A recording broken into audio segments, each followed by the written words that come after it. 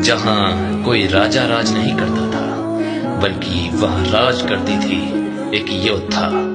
और उस राज्य की प्रजा को देखकर साफ पता चलता था कि वहां की रानी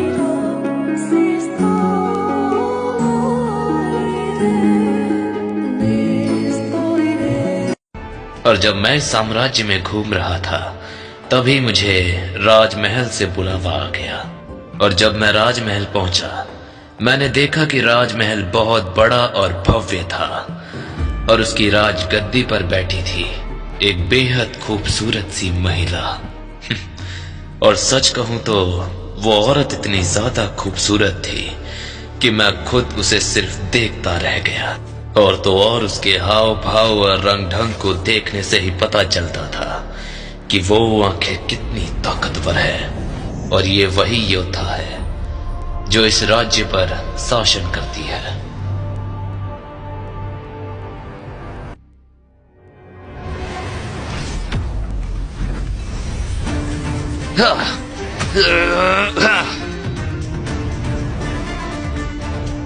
उसके इस अटैक से मैं समझ चुका था कि वो आंखें कितनी ताकतवर हो सकती है। और जब तक मैं कुछ कर पाता, वो पलक झपकते ही मेरे सामने आ गई। लेकिन वो क्या है ना, मैं अभी कोई कच्चा खिलाड़ी नहीं हूं। बहुत खूब। हाँ, क्या आप बताएंगी कि आखिर ये हमला किस लिए था? बहुत बढ़िया।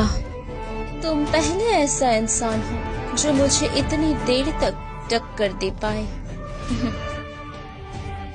लगता है जो तुम्हारे बारे में सुना है वो सब कुछ सही है। तो तुम लोग सोच रहे होंगे कि आखिर ये मेरे बारे में कैसे जानती है, क्योंकि अब मैं एक एडवेंचरर की जिंदगी जी रहा हूँ, तो ये एक आम बात है।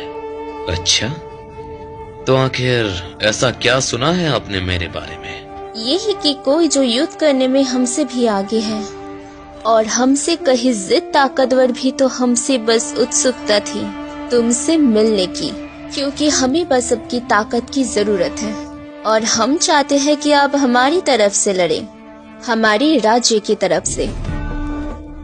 मेरा नाम है ऑगस्टा और मैं एक योद्धा हूँ और यहाँ की रानी भी। वैसे यहाँ कोई राजा क्यों नहीं है?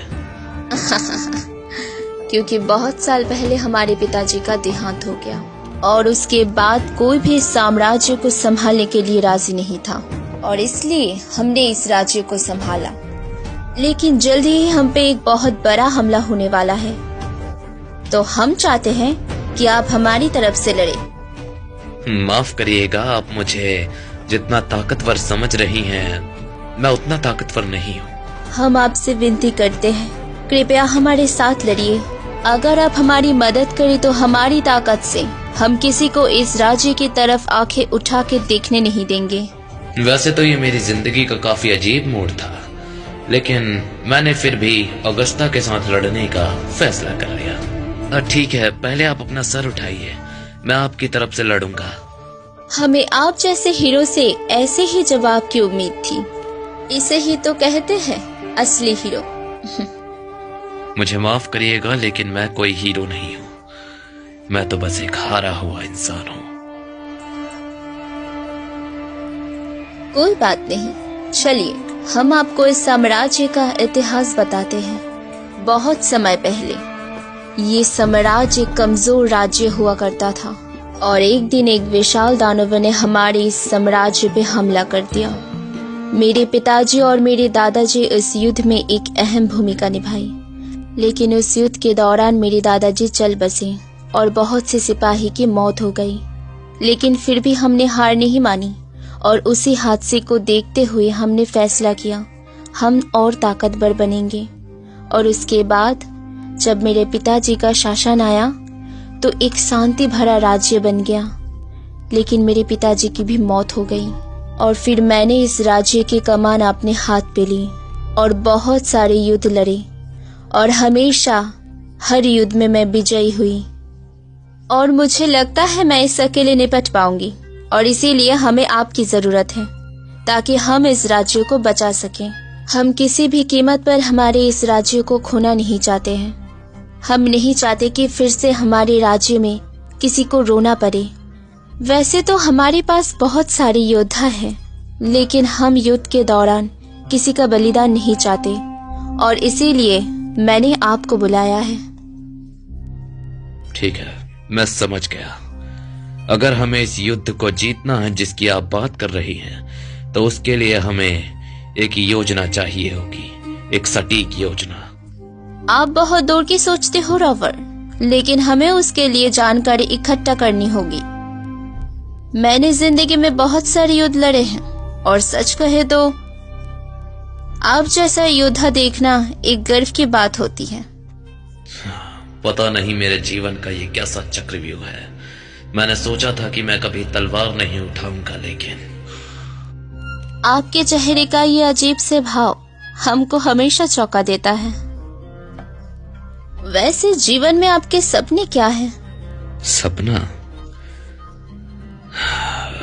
मेरा जीवन में कोई सपना नहीं है।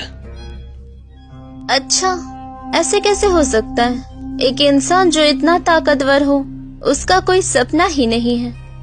काफी अजीब बात है। ये सुनने में थोड़ा अजीब लगता है। आप पहले ऐसा इंसान है जिसका कोई सपना ना हो।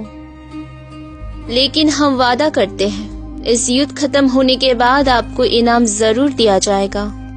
माफ करिएगा, लेकिन मुझे किसी इनाम की जरूरत नहीं है। हम बस ये युद्ध जीत जाएं, मेरे लिए इतना काफी होगा, क्योंकि इसके बाद मुझे मेरे इस सफर को जारी रखना है। सही कहा आपने, लेकिन अगर आपको कुछ भी चाहिए हो तो आप मुझे बता सकते हैं। मैं पहले ही कह चुका हूँ, मुझे कुछ नहीं चाहिए। ठीक है, जैसे आपकी इच्छा। हमें अब भरोसा है कि आपकी और हमारी ताकत से हम हमारे साम्राज्य को बचा लेंगे। हम आप पर भरोसा करते हैं। अगर आपने हमें धोखा देने की कोशिश की तो आपके लिए अंजाम बहुत बुरा होगा। तो हम आशा करते हैं कि आप एक अच्छे और होनहार योद्धा की तरह अपना काम करेंगे। हमें आप पर पूरा भरोसा है। आपका बहुत बहुत शुक्रिया मुझ पर भरोसा करने के लिए। तो यही थी मेरी किस्मत की एक नई चाल जो उसने चली है, और अब किसी को भी नहीं पता कि ये चाल बुरी है कि अच्छी।